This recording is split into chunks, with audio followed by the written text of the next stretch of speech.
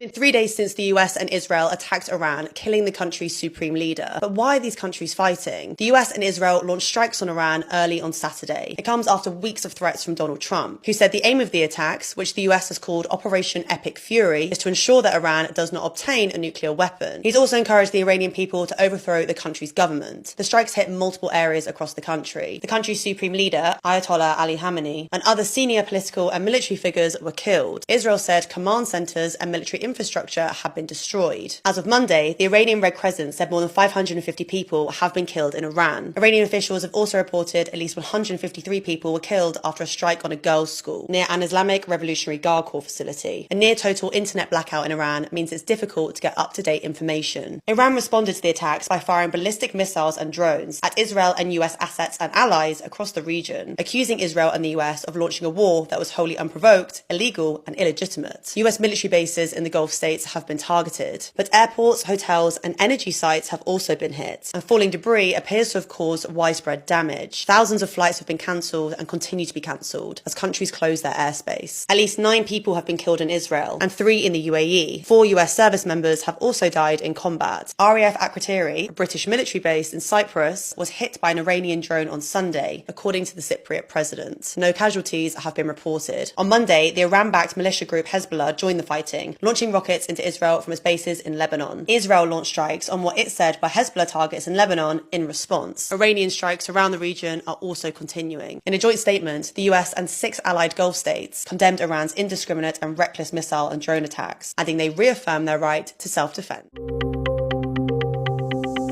You're fine? Really? You need something to help you? No problem, you're safe. You're safe, you're safe. Everything good? No problem. Thank you for helping us. لا حربية طيارة حربية طيارة حربية شوف شوف شوف شوف شوف شوف شوف شوف شوف شوف شوف شوف فيها واحد شوفه شوف هذا المسير يا الربع شوف انزلوا هذولا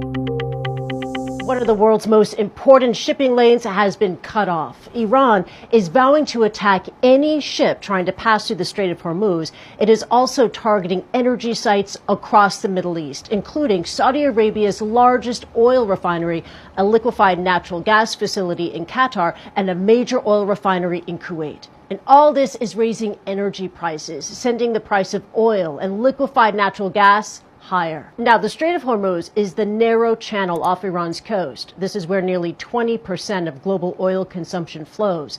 On Monday, a senior official with Iran's Revolutionary Guards said the strait is closed, and if anyone tries to pass, Iran will, quote, set those ships ablaze. Choking it off could antagonize China. China is the world's largest importer of crude. It's also the biggest buyer of Iranian oil. Two drones impacting the U.S. embassy here in Riyadh. Ministry of Defense officials here say that it made minor damage and lit a fire. No indications of casualties, but not long after the impact here in Riyadh, the State Department issued a shelter-in-place warning for U.S. embassy staff here in Riyadh, for U.S. consular officials in Jeddah in the west, and for U.S. consular officials in Dhahran to the east, much closer to Iran. The fact that Iran has broken through Saudi Arabia's defenses, it appears, been able to penetrate the capital, Riyadh, is being taken very, very seriously by officials in this city. Saudi Arabia is seen as a higher value target for Iran to hit than some of the other Gulf states that are closer. It sends a stronger message.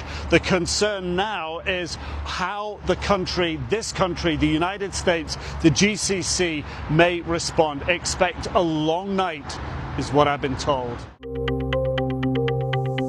In an interview with Fox News, Israel's prime minister told Sean Hannity that the U.S.-Israel war with Iran will not be endless. I hear the people are saying, we're going to have an endless war here. You're not going to have an endless war. Now, of course, it's up to the people of Iran in the final count to change the government. But we are creating, America and Israel together are creating the conditions for them to do so. I said it could be quick and decisive. It may take some time, but it's not going to take years. It's not an endless war. In fact, it's an effort right now to achieve the peace that we all yearn and pray for. And I think together we'll achieve it. And I think peace between Israel and Saudi Arabia would be really possible and probably very close once this thing happens. So this is a gateway for peace, for a broader peace, and I believe that we can achieve it. Netanyahu's interview aired after President Donald Trump told CNN the big wave of U.S. attacks on Iran is yet to come, as Iran has continued its strikes on U.S. allies in the Middle East. If I die, I'm okay with it. If that leads to the destruction of this regime, this terrorist, I'm okay with it. As U.S. and Israeli bombs started raining down on Iran, a woman who says she's in the southeastern city of Kerman shared this rare audio recording from inside the country. The U.S. strikes have begun, and I felt like I should record a video to say that thank you, Mr. Trump. First of all, thank you, Benjamin Netanyahu, and the people of Israel. The responsibility of this war is on the Islamic Republic and Ali Khamenei per se.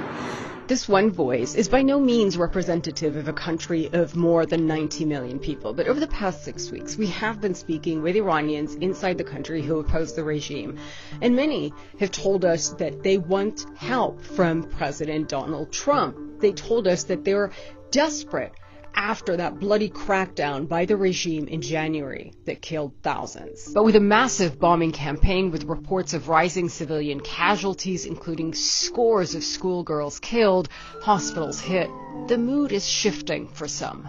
People are not happy. Many police stations are located next to homes. Last night, they struck one, and nearby homes were damaged. Speaking with Iranians inside the country right now is very difficult. It's extremely dangerous for them to talk to us, Western journalists, and communications have been severely disrupted. Those messages we got are from a man in Tehran. He is someone who has been imprisoned by the regime in the past and wants nothing more than an end to this regime. We can't get into Iran right now, and the repressive regime makes it very difficult for us to get a real sense of how people are feeling. But it does seem that that initial euphoria we saw on Saturday after the death of Iran's supreme leader Ayatollah Ali Khamenei was announced, for many, may be turning into fear, anxiety, and uncertainty. The reality that this war may be a long and costly one is starting to sink in. Iran's regime is facing the biggest crisis in its history, but still there seems to be nobody new in charge. Here's why that's a serious problem. Now, it is many hours since Ayatollah Ali Khamenei was killed by, it seems, an Israeli airstrike. And still, Iran's regime have yet to appoint a full-bodied successor here. Yes, there's a temporary council to carry out some functions of 3 key officials, and there are many figures clearly vying for the role, potentially, but perhaps because they fear themselves again being hit by an Israeli or American strike, no real leader has emerged publicly. Now that's a serious problem because Iran is obviously at war here. There are key decisions to be made militarily. Iran's foreign minister suggested, in fact, that the plans Iran's military are currently following were handed out before Khamenei was killed, and they're sort of acting autonomously. That should be deeply worrying, certainly for Iran's adversaries, but also for Iranians themselves. Where's the off button here at all? And of course now Tehran has to work out when to stop, when to pursue any off-ramp the United States may be willing to give, when to talk, when to fight. All of that exceptionally hard if you don't have somebody calling the shots, particularly in a country as autocratic as Iran. A major challenge, a major question to be answered in the hours ahead. Can you tell us what you know? Can you tell us what you know, Mr. Secretary, or the administration knows about the strike on a building in southern Iran that the Iranians are saying was a school?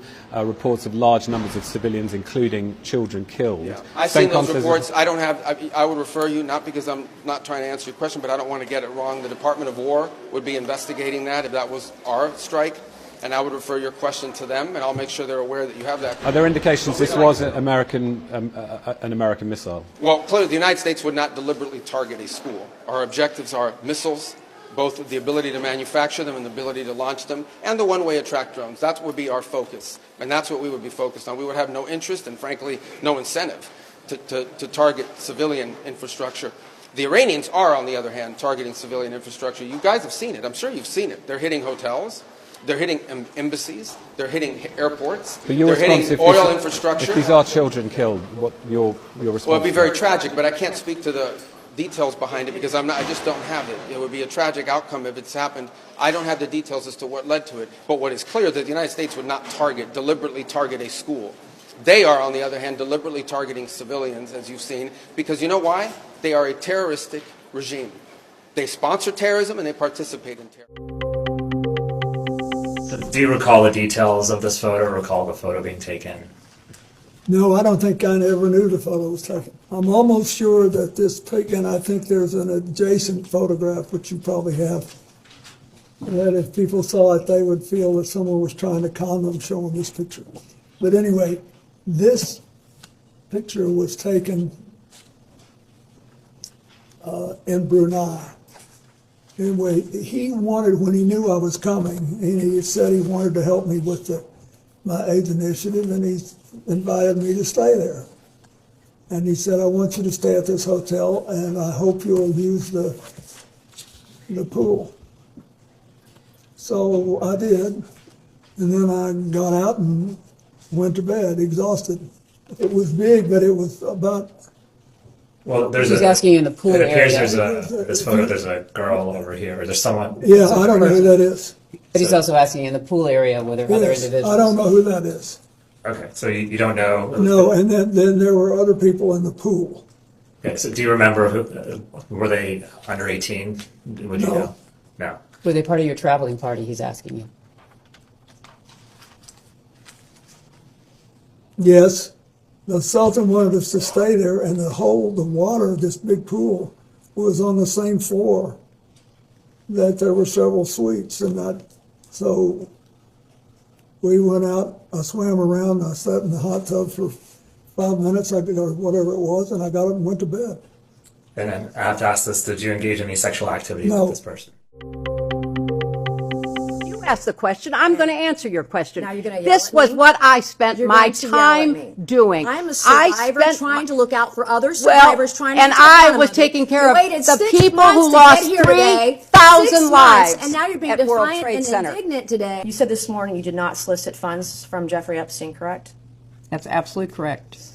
Did anyone solicit funds from Jeffrey Epstein on your behalf? Not that I'm aware of. I'm asking a black and white question. I'm not putting any leading statements into it or adjectives. Did you do anything to determine what was happening in those images or on those trips? That you, once you saw these photos, once you realized Jeffrey Epstein was a convicted sex offender of children, did you do anything to determine what was happening on these trips with your husband?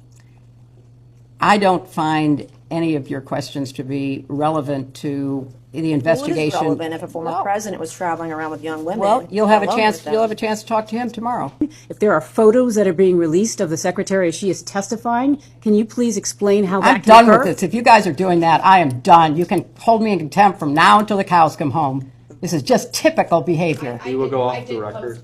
Oh, for heaven's sake. So I would like to understand how that's permissible. Before the hearing was... It doesn't matter. We all are abiding by the same rules. I will take that down. Yeah, So well. I would like to take a break at this moment. Yeah, I'd like to have a conversation. done for now. And you did have a familiar relationship with Jeffrey Epstein, correct? No, I didn't. I wasn't aware I'd ever met him when I was president. While you were president? We went out. I swam around. I sat in the hot tub for 5 minutes. Or whatever it was, and I got up and went to bed. And then I have to ask this, did you engage in any sexual activity? No. Thanks for watching. Please subscribe.